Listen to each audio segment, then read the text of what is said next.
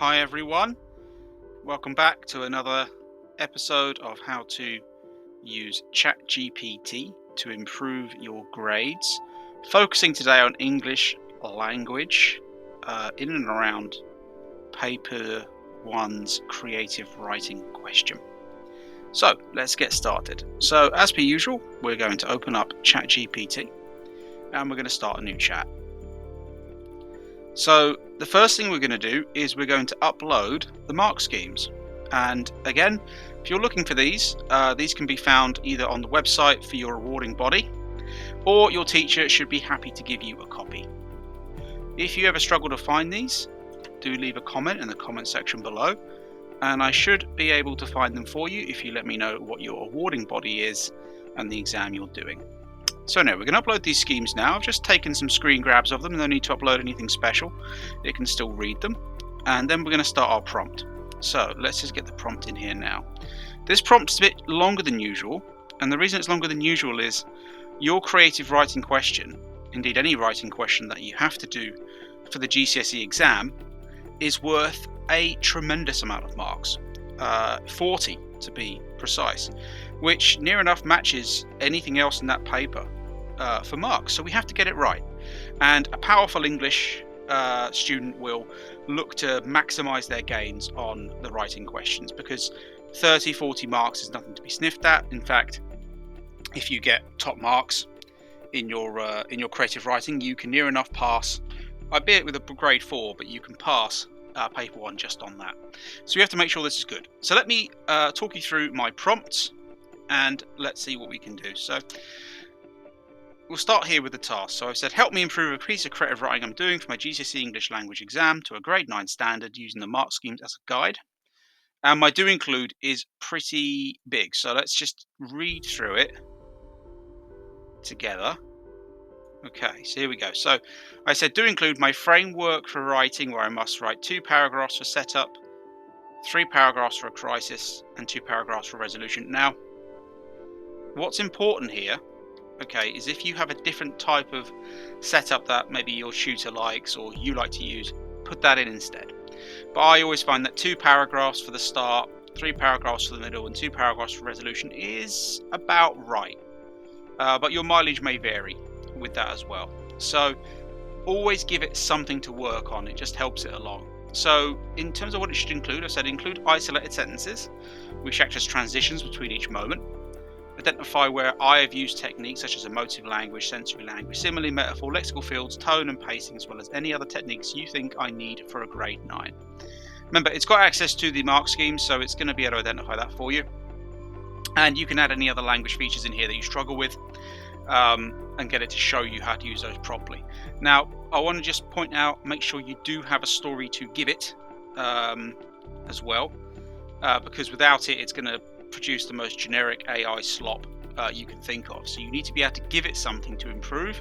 It's no good doing it on its own. Most examiners know how to look for this now, and even in the exam, you can be punished for using a completely AI generated story. It needs to come organically from a human brain, so make sure you remember that. So carrying on, so I've said your suggestions include rewrites of sample sentences or scenes, but explaining in detail why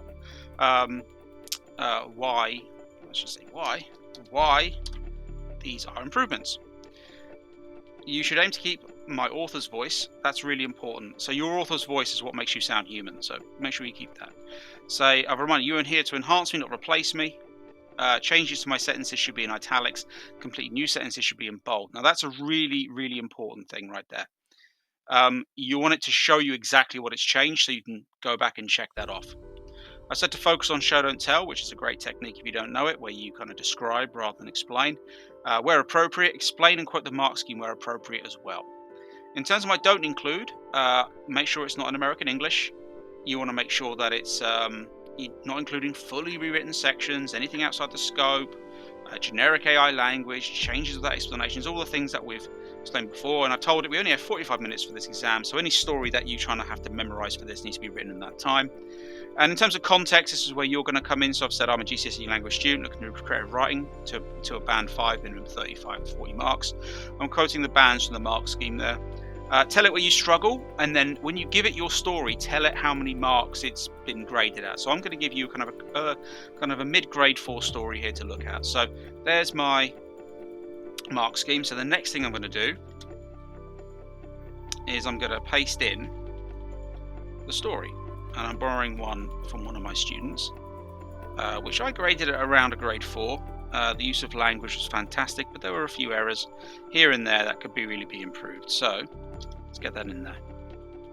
There we go. So the story is now pasted in there, and I'm just going to go ahead and press enter, and we're going to wait.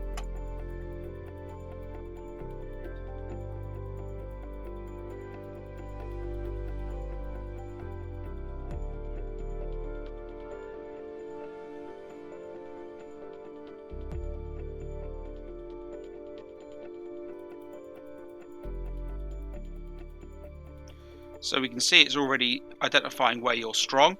I always say that make sure you lock in on your strengths as well. Don't forget them in instead of learning how to augment them with the improvements. And in the improvements, you've got 5 basic improvements that you could go in and look at, and you could stop there if you want to and go back and edit. So, but here's its improved bit. So it's given the original and then an improved version where it's taken exactly what you've written and added more to it.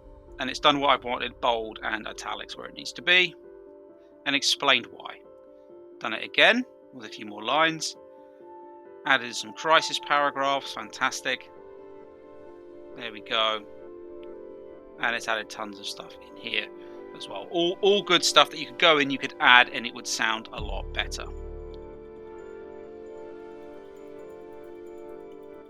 So it's taken this story, which was kind of inspired by The Handmaid's Tale, and turned it into something which has its own identity, but most importantly uses all those techniques that the examiner is going to be ticking off when they come to mark your work.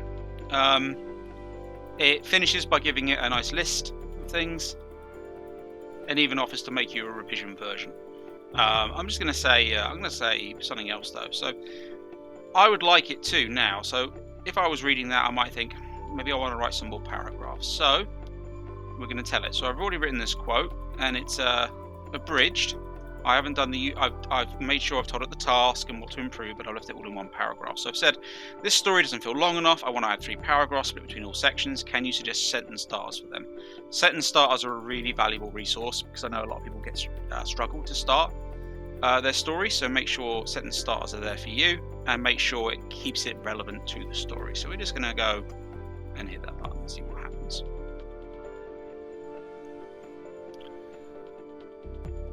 And here we are. So it's improving that first paragraph first, giving you the features it's using. And remember, you can always say, please expand on the setup, please expand on the crisis, or could you explain what this feature is?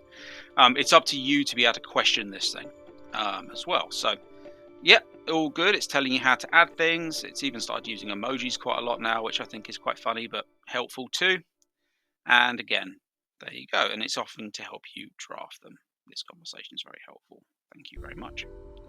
So that is how you can make and augment a existing creative writing story using ChatGPT without it sounding like generic AI slop, without it missing the point, without it making those assumptions that you're going to add these features in there. As I said before, creative writing one is one of the most valuable questions in the entire paper. It's just as important as extracting symbology from extracts, and being able to get a really high grade on this makes getting a pass so much easier. So it's something you have to focus on. But yeah, so there we are. So remember, learn to use AI, or AI will use you, and I will catch you next time.